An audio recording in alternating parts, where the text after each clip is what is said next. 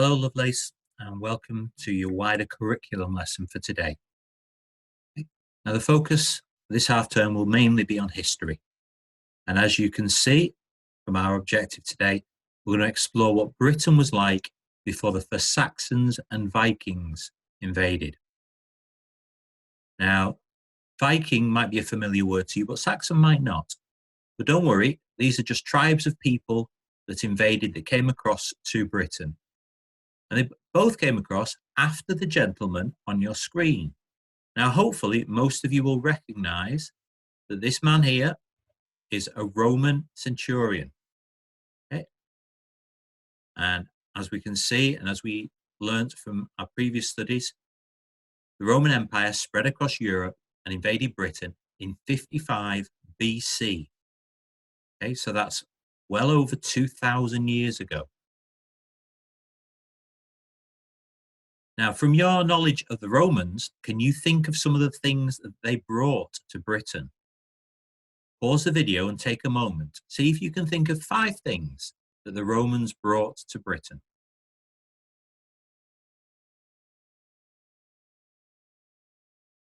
Okay, what sorts of things have you come up with? I came up with a short list here, although there's lots and lots of things I've not included. I know that the Romans brought apples to Britain. They introduced the apple as a fruit. They also introduced cats to Britain. There were no cats in Britain before the Romans arrived. They helped develop cement and bricks to help build buildings. They also introduced clean water. Up until then, the water in Britain was not particularly nice, full of disease. They developed glass to allow people to install windows or build or make glass pots and bottles. They introduced language. A lot of our language is based on the words that the Romans introduced. They brought the first public heated baths. They also helped develop roads. And our calendar is based very much on the Roman calendar. Okay, so they're just some of the things, and I'm sure you've thought you've come up with even more. So the Romans brought a lot of things to help the development of Britain. But in 410 AD, that's 465 years after arriving, they left. They headed back to Rome. So what happened next? That's going to be the focus of our studies for the next few weeks. That period of time after the Romans left Britain. Now, in the history books, it's often referred to as the Dark Ages, because after all the inventions and the developments and the technologies that the Romans brought, some people felt that we actually went backwards with our technologies. But that's for you to decide. Was it really the Dark Ages? Or were there some fantastic things going on that were just different to what the Romans had brought? We'll find out in the next few lessons. The people who followed the Romans were called the Anglo-Saxons. So around 400 AD, the Romans that had been ruling in Britain left. This meant that the strong armies who had been fending off foreign invaders were no longer there, and the invasion attempts by tribes from different places became successful. So what that means is the Romans weren't around to stop people invading Britain. So people from the continent came across and invaded Britain. New invaders arrived and began to settle in Britain. Collectively, these new settlers became known as the Anglo-Saxons, although the tribes came from a number of different countries. Many wanted to leave their own countries because of flooding. Okay, so the Anglo-Saxons are not one group of people. They're a collection of peoples who came at a similar time, and together we call them the Anglo-Saxons. So where did the Anglo-Saxons come from? Look at the map showing different tribes of invaders at the start of the Anglo-Saxon period. what are the names of each tribe and where did they come from? Okay, so if we look at the map, hopefully we all recognize the UK and Britain here. And then we've got Europe over here. So you can see the arrows all coming from Europe to Britain. If we follow the red arrow, this is coming from Germany and the Netherlands, or Holland, and arriving in East Anglia.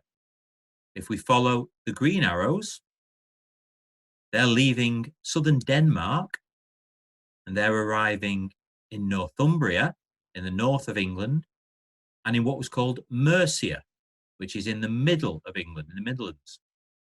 And then following the yellow arrow, we can see that's from northern Denmark, and they travelled all the way down to southern England and Kent. Okay. Each coloured arrow matches a colour in the key. So we've got the Jutes, so the tribe called the Jutes. We've got the tribe of Saxons and the tribe of Angles. Okay. And together, these peoples, these tribes, became known as the Anglo-Saxons, because the Angles and the Saxons were the two biggest tribes, so that's where the name came from. So here's your task. I'd like you to choose one of the tribes and imagine that you belong to that tribe as they are on their way to invade Britain. I want you to explain, so jot down where you're coming from, what's your tribe called, and where in Britain are you hoping to settle? So identify the three parts of your journey. Okay? Who are you? Where are you coming from? And where are you going to? And then a bonus question. Which of the tribe of invaders would have landed closest to where school is? So although Slough is quite a new town, Slough itself would not have been around during the Anglo-Saxon times. That space, that area would have been. So which of these tribes will land closest to Slough? See if you can work it out. Pause the screen, pause the video to give you a chance to answer those questions.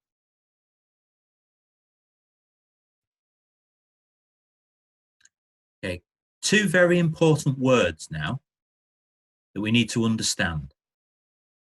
Because over the history of Britain, there have been lots and lots of invaders and settlers. Now, invaders are people who try to enter a land by force. They send their armies and they try to come in without permission and they fight their way into a place. And then a settlers are people who go to new places with the intention, with the plan of moving in and living there. Okay? Now, this is where it can get sometimes a little bit confusing, but I will try and explain. Not all invaders are also settlers, and not all settlers have invaded. Okay, so let's break that sentence down. Not all invaders are also settlers.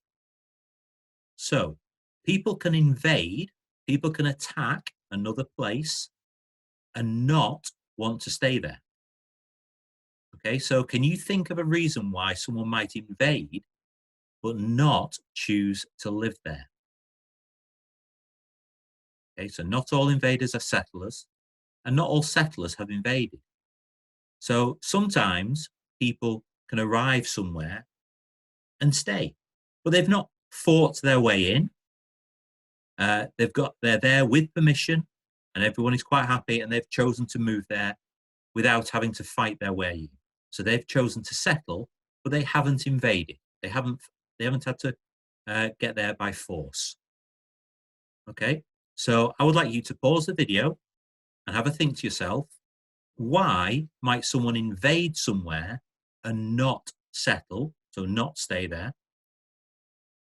And why might someone settle somewhere but not have invaded? Okay, just take a moment to have a think.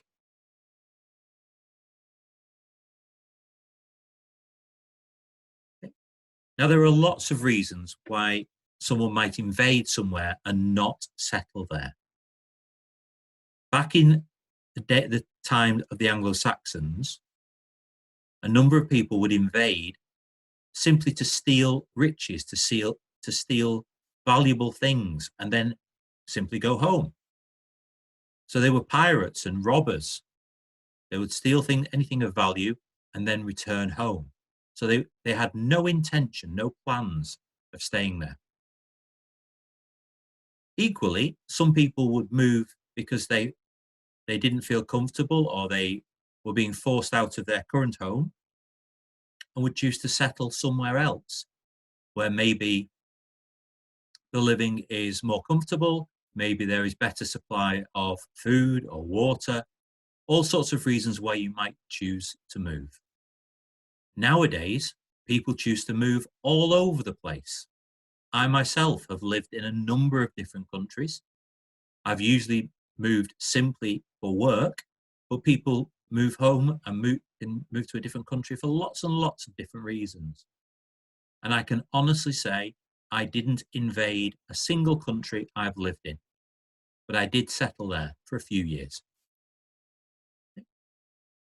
Now, there are times at various stages of British history where people did invade and then settle, and the Anglo-Saxons are just like that. Initially, they invaded Britain. Once the Romans had left and there were no Roman armies to protect Britain, the Anglo-Saxons came across and they invaded. They used force to land in Britain.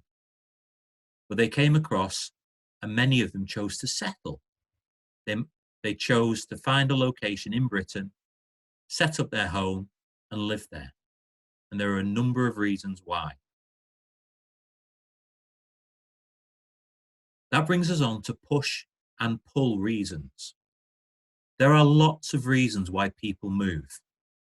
I hope you are all happy in your own home, but maybe one day you might choose to move to a different part of the country, or maybe move to a different country altogether.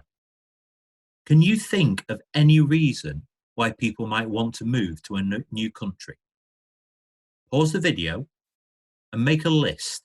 Now, these do not have to be about the Anglo-Saxons. These can be modern reasons as well. So come up with all the different reasons you can think of why you might move to another country. Pause the video, away you go.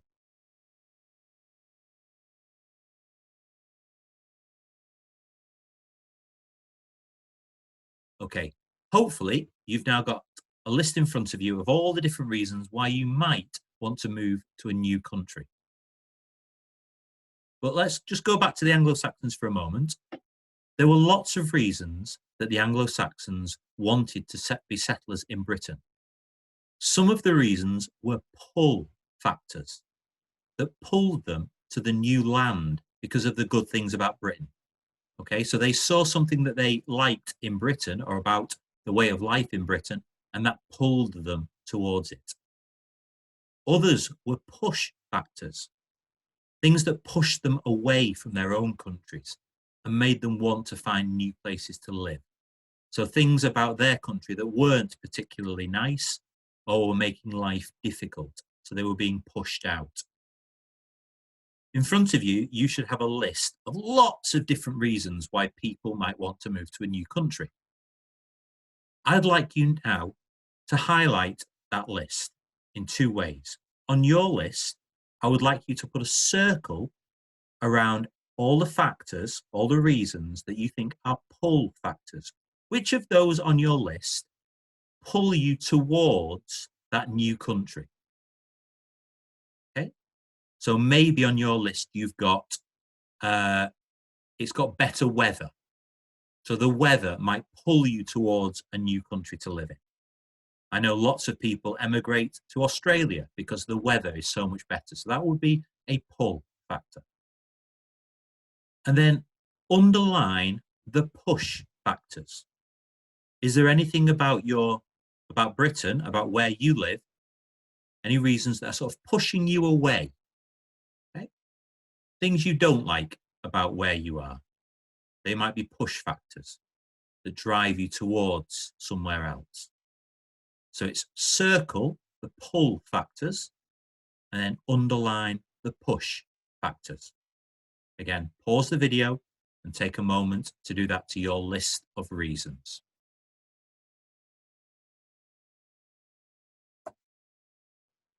And our final task, final slide for today. Here are some of the reasons for the Anglo-Saxons choosing to settle in Britain. Sort them out into push and pull factors. Okay, so I'll read them through. We've got bad floods at home, good farmland in Britain, no Roman army left to defend Britain, too many wars at home, not much space left at home, and the kings in Britain will pay money to our warriors who come to help them. So 6 reasons why the Anglo-Saxons chose to leave their countries and head to Britain. But which ones are push and which ones are pull reasons? Pause the video and just decide for yourselves which ones are push and which are pull.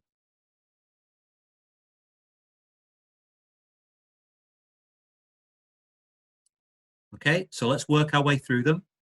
Bad floods at home. Well, if you've got floods at home, you really don't want to be there. So that is a push factor, a push reason. It's driving the Anglo-Saxons away from their own home. Good farmland in Britain.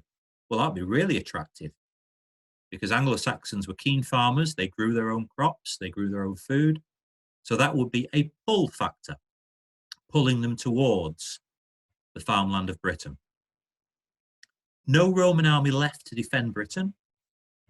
Well, again, that would be an attractive thing. That would pull them towards Britain if they didn't have to fight the Romans. There are too many wars at home, so lots of battles in that northern European area. So not very nice. So that will push them away. Not much space left at home. Well, if you've no room to grow your crops, you can't grow enough food for your family, then that's going to push you away. And finally, the kings in Britain will pay money to our warriors who come to help them. Well, that'd be quite attractive. If you're going to be paid to help the kings of Britain, then that is going to be a pull factor. So hopefully that's clear which of these factors are pushes and pulls. And we'll look some more at the Anglo-Saxons in days and weeks ahead. Okay, that's the end of the lesson for today. Take care of yourselves and see you soon. Bye.